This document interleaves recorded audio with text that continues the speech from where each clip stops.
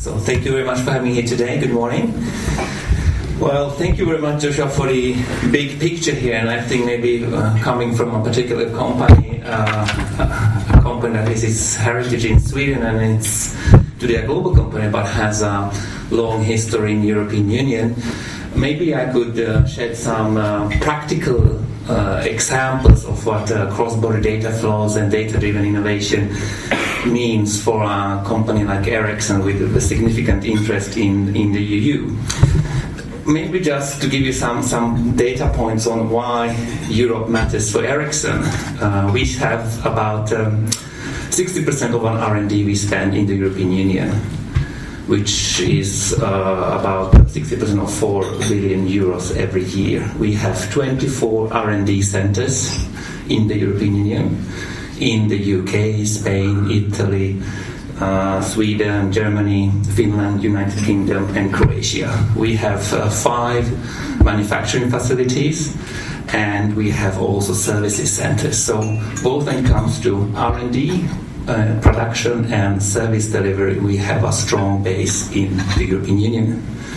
At the same time, 80% of our sales comes from abroad, outside the European Union. So most of the value that we generate from these investments is actually from outside the European Union. So while we spend more than 60% on developing and producing and manufacturing and servicing the global markets, only 20% comes from and 80% comes from abroad. So there's a strong relationship from both supplying and delivering. So to give you more concrete examples, how does cross-border data flow impact a possibility to conduct global business, not only transatlantic but also global business? We have made a decision to invest in 3 cloud-based ICT centers where all our global R&D staff will be able to cooperate and develop new products. So about 25,000 people around the world will be able to use one common ICT cloud infrastructure that will be physically located in 2 places in Europe and 1 place on the other side of the Atlantic. And anyone who works inside Ericsson's R&D can log into these systems and share information and be part of different projects. Even so, we use this platform for co-development with our customers.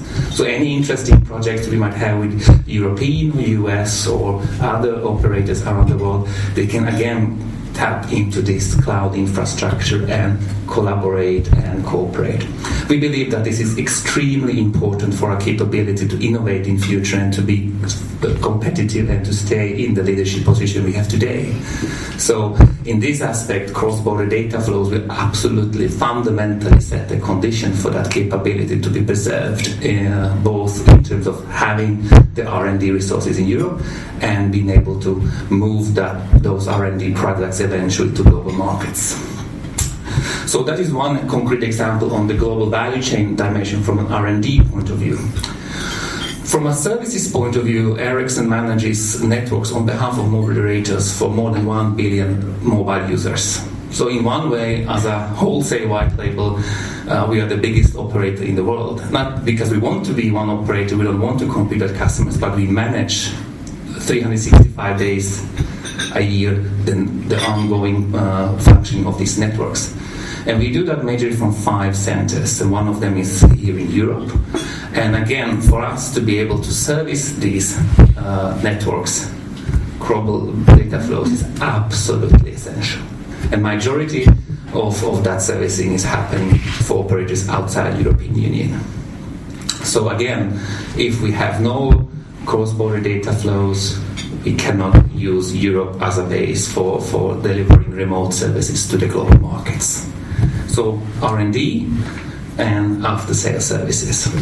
Why is this important? There are many companies that feel they are maybe not part of the digital economy yet. This is a story told by ICT companies, many times American ICT consumer-facing companies, and there is nothing at stake here for Europe. Well, the problem is that many companies that are entering the world of Internet of Things and look at Internet or digital economy from a pure industrial point of view, the process of going through old economy to digital economy is very fast. From our own experience in the mid-90s, Ericsson generated 70% of its revenue from selling hardware stuff, in manufacturing, and the rest was services and software.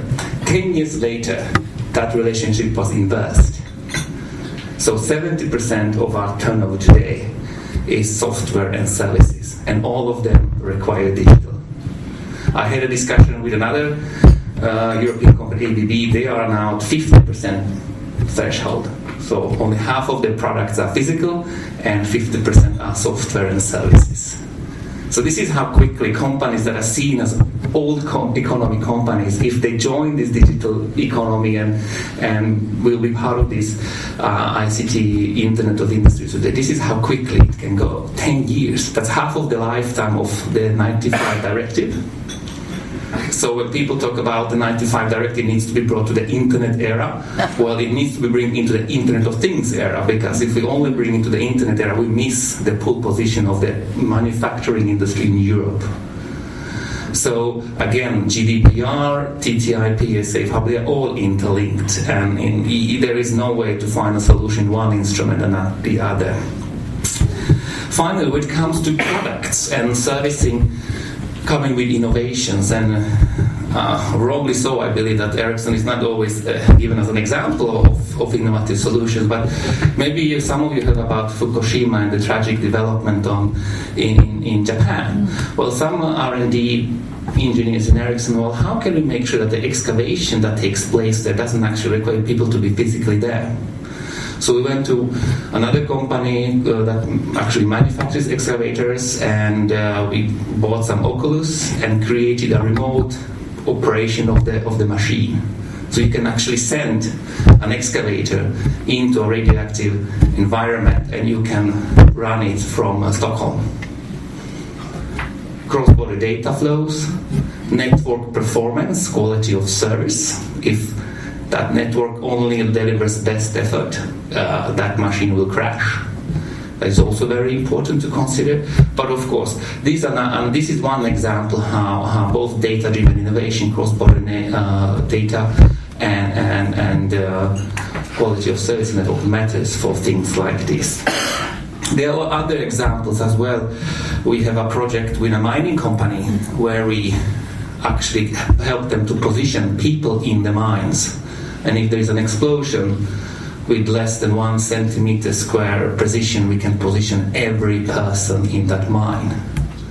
So GDPR, the extension of employee data, means that every mine will have to negotiate with the union in every country if that is possible. So again, an example of impact of GDPR on data-driven innovation and potentially cross-border data flows as well, if we can actually provide the services across the European Union and outside.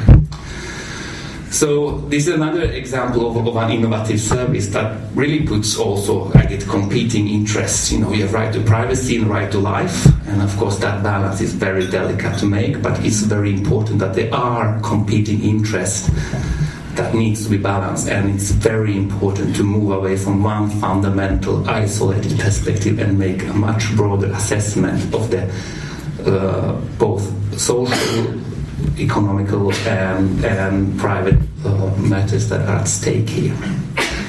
So I think that I have given you some good examples here, and I hope that can stimulate the discussion further. So in case you would be interested in hearing more about this, next Wednesday at the Swedish Permrep we have an event to talk more about this. All who are from the European Parliament, you are warmly welcome to join us there. Thank you.